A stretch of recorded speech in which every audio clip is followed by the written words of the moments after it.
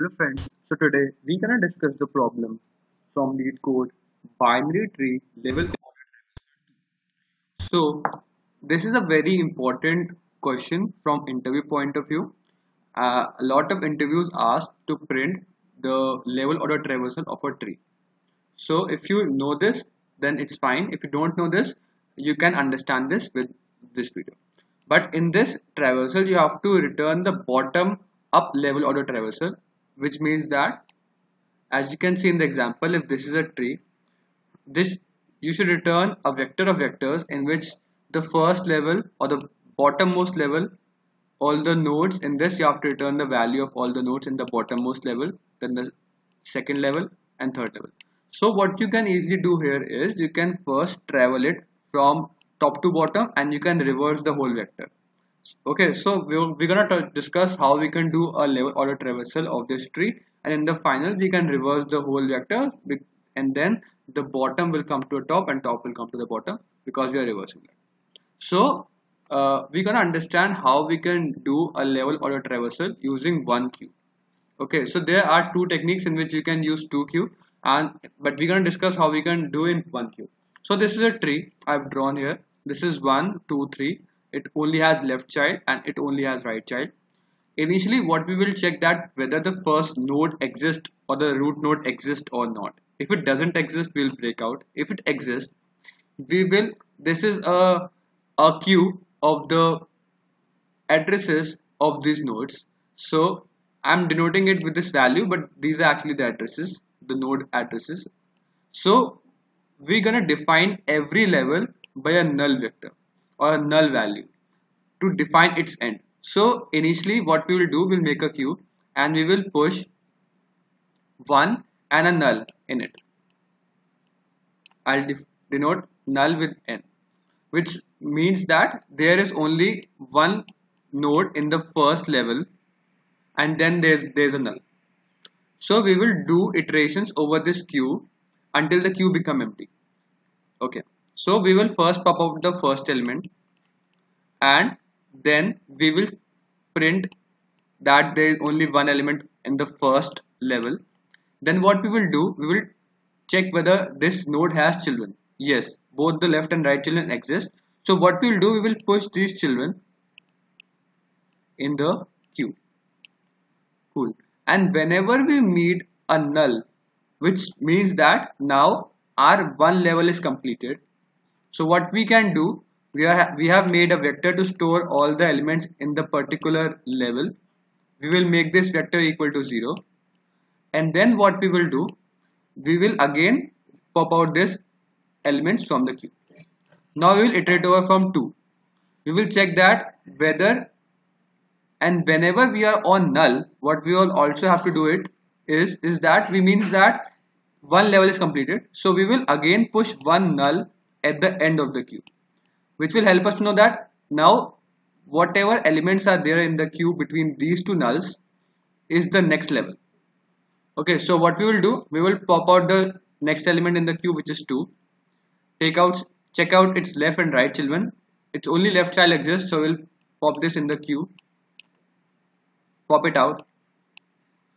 Check that whether 3 exists. Yes. What are its children? No left child but right child, so we'll put this in the queue. Pop it out. And whenever we meet a null, we means that these two elements are in the next level. Okay. Now, because you are on a null point, we will again insert one null at the end of the queue. And we'll pop out this. Now we will check that whether this null, this 4 has any child. No. So we will move ahead.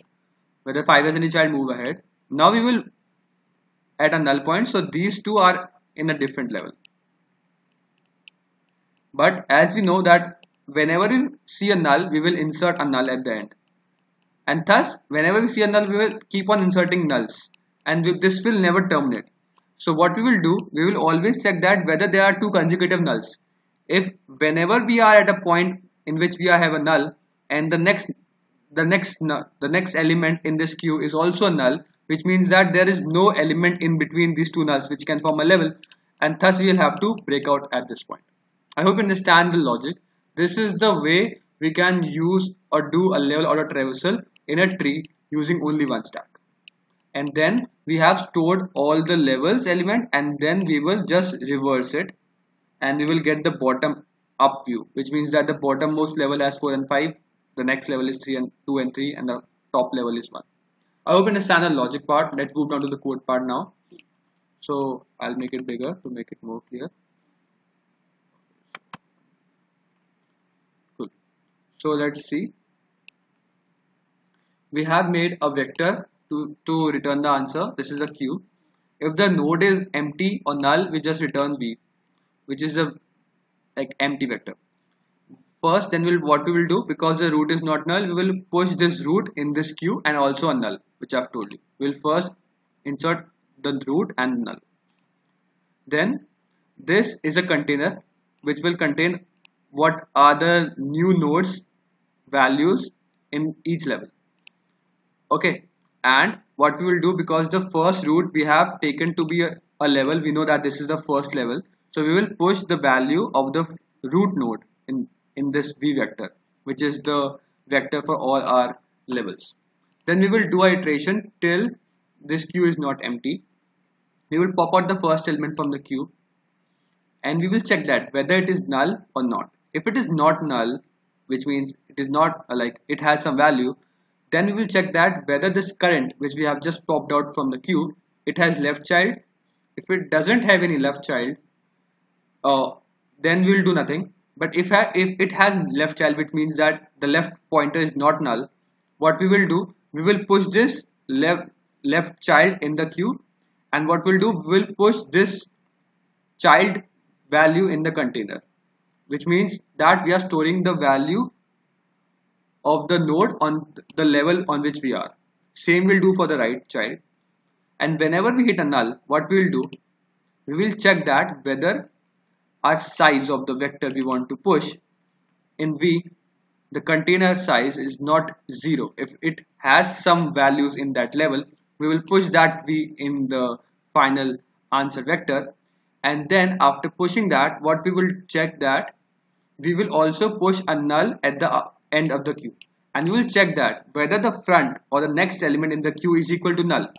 If both of the consecutive are null, it means that we have come to the end. There is no more elements in between. We will break out. And because we have stored the elements in this like in this level using this container, we have to clear the container out also, and then we'll continue doing our job. In the end, we will reverse our v vector because we want the bottom up level order, and we just return v, which is just vectors of all the levels. I hope you understand the code as well as the logic. If you still have any doubts, please mention down. Thank you for watching this video. I'll see you in the next one. Keep coding. Bye.